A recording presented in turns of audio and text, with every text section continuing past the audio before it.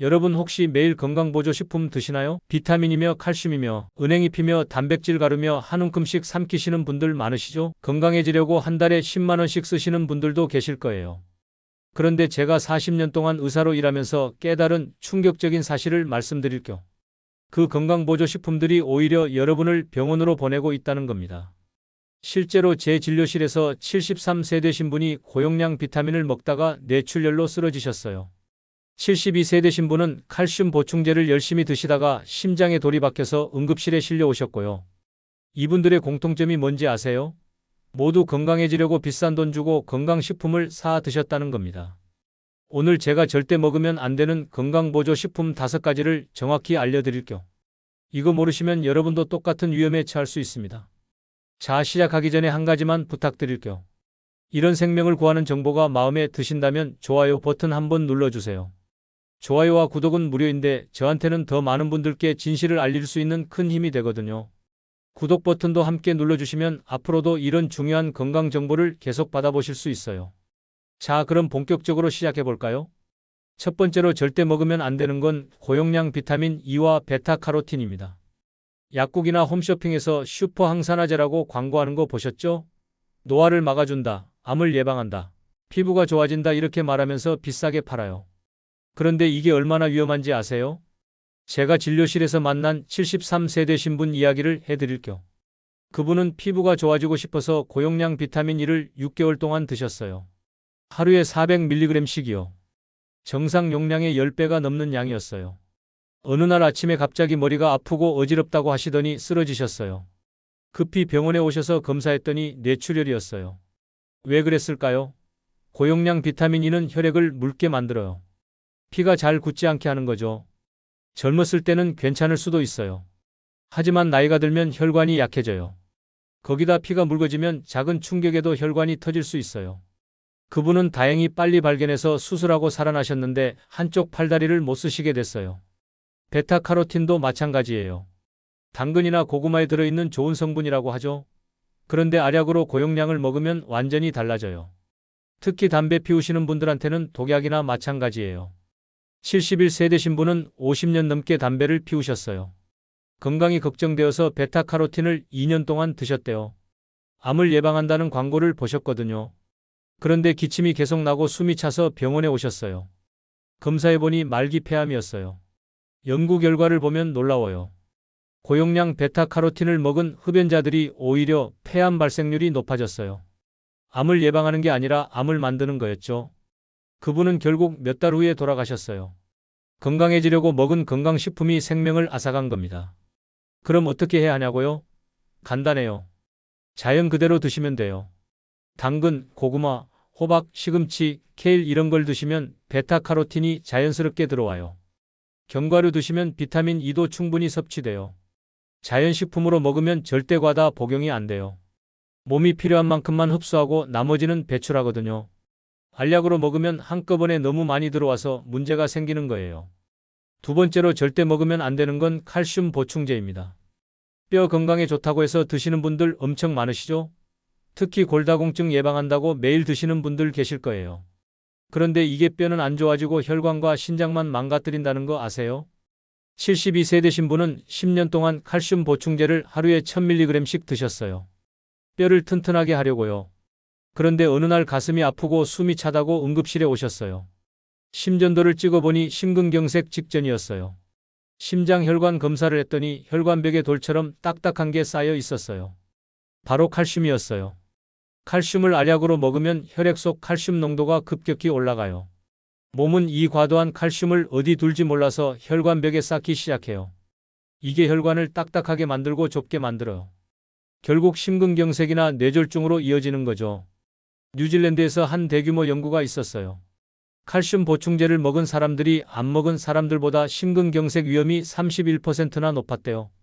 뼈를 지키려다가 심장을 잃는 거예요. 76세 되신 분은 칼슘 보충제를 5년 동안 드시다가 옆구리가 아파서 병원에 오셨어요. 검사해보니 신장에 돌이 가득했어요. 신장 결석이었죠. 너무 커서 수술로 제거해야 했어요. 과도한 칼슘이 신장에 쌓여서 돌이 된 거예요. 그럼 뼈는 어떻게 지키냐고요? 첫째, 음식으로 드세요. 멸치, 뱅어포, 두부, 시금치, 케일, 우유, 치즈 이런 걸 드시면 칼슘이 충분히 들어와요. 음식으로 먹으면 천천히 흡수되고 몸이 조절할 수 있어요. 둘째, 햇빛을 쐬세요. 비타민 D가 있어야 칼슘이 뼈로 가거든요. 하루에 30분만 산책하시면 비타민 D가 충분히 만들어져요. 셋째, 걷기 운동을 하세요. 뼈는 자극을 받아야 튼튼해져요. 매일 30분씩 걷거나 계단을 오르시면 뼈가 강해져요. 칼슘 알약보다 걷기가 100배 효과적이에요. 세 번째로 절대 먹으면 안 되는 건 은행잎 추출물입니다. 진코 빌로바라고도 하죠. 기억력을 좋아지게 한다. 치매를 예방한다 이렇게 광고하잖아요. 그런데 효과는 하나도 없고 부작용만 있어요. 국제적으로 큰 연구가 여러 번 있었어요. 수천 명을 몇 년씩 관찰했는데 결과가 뭔지 아세요? 은행잎을 먹은 사람이나 안 먹은 사람이나 기억력 차이가 하나도 없었대요. 치매 발생률도 똑같았고요. 효과가 없는 거예요. 그런데 부작용은 확실해요. 은행잎은 혈액을 묽게 만들어요. 아스피린이나 와파린 같은 혈액 희석제를 드시는 분들이 은행잎까지 먹으면 큰일 나요. 74세 되신 분은 은행잎을 6개월 드시다가 넘어져서 머리를 부딪히셨어요. 작은 충격이었는데 피가 멈추질 않았어요. 뇌 안에서 출혈이 계속돼서 응급수술을 해야 했어요. 은행잎 때문에 피가 안 굳은 거였죠. 65세 되신 분은 치과에서 간단한 시술을 받으셨는데 피가 계속 나왔어요. 결국 응급실에 가서야 지혈이 됐는데 은행잎을 드시고 있었던 거예요. 그럼 기억력은 어떻게 지키냐고요? 간단해요. 첫째, 매일 걸으세요. 걷기가 뇌의 혈액순환을 좋아지게 해서 기억력을 지켜줘요. 둘째, 책을 읽거나 퍼즐을 풀거나 새로운 걸 배우세요. 뇌를 자극해야 치매가 안 와요. 셋째, 사람들을 자주 만나세요.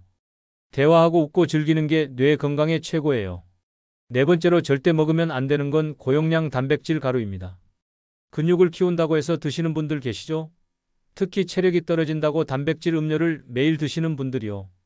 그런데 이게 신장을 망가뜨려요. 74세 되신 분은 체력이 떨어진다고 단백질 가루를 석 달 동안 드셨어요. 하루에 60g씩이요. 그런데 얼굴이 붓고 소변이 이상하게 나온다고 병원에 오셨어요. 검사해보니 신장 기능이 심각하게 떨어져 있었어요. 단백질을 너무 많이 먹으면 분해할 때 노폐물이 많이 나와요. 이걸 다 신장이 처리해야 하는데 신장이 과로해서 망가지는 거예요. 특히 나이가 들면 신장 기능이 약해지는데 거기다 단백질을 과다하게 먹으면 신부전까지 갈 수 있어요. 게다가 일부 단백질 가루에는 중금속이 들어있어요. 납이나 카드뮴 같은 거요. 또 인공 감미료나 색소도 많이 들어있고요. 이런 게 몸에 쌓이면 더 해로워요. 그럼 단백질은 어떻게 먹냐고요? 음식으로 드시면 돼요. 달걀, 생선, 두부, 콩, 닭가슴살 이런 걸 적당히 드시면 단백질이 충분히 들어와요. 음식으로 먹으면 소화도 잘 되고 신장에도 부담이 없어요. 하루에 달걀 한두 개, 생선 한 토막, 두부 반모 정도면 충분해요. 다섯 번째로 절대 먹으면 안 되는 건 종합 비타민 패키지입니다. 한 알에 모든 영양소가 다 들어있다고 광고하잖아요. 편하고 좋을 것 같죠? 그런데 이게 가장 위험해요. 67세 되신 분은 종합 비타민을 석 달 드시다가 피곤하고 식욕이 없어서 병원에 오셨어요. 간 수치를 재보니 경고 수준으로 높았어요. 간이 손상된 거였죠. 종합 비타민을 끊었더니 서서히 회복됐어요. 종합 비타민은 여러 성분이 섞여 있어요. 어떤 건 너무 많고 어떤 건 필요 없고 어떤 건 독성이 있어요. 이걸 다 간과 신장이 처리해야 하니까 부담이 크죠. 게다가 약을 드시는 분들은 더 위험해요. 비타민과 약이 상호작용해서 문제를 일으킬 수 있거든요. 73세 되신 분은 고혈압 약과 당뇨약을 드시면서 종합 비타민도 드셨어요. 어느 날 잇몸에서 피가 계속 나고 멍이 쉽게 들었어요. 비타민 K가 약과 상호작용해서 혈액 응고를 방해한 거였어요.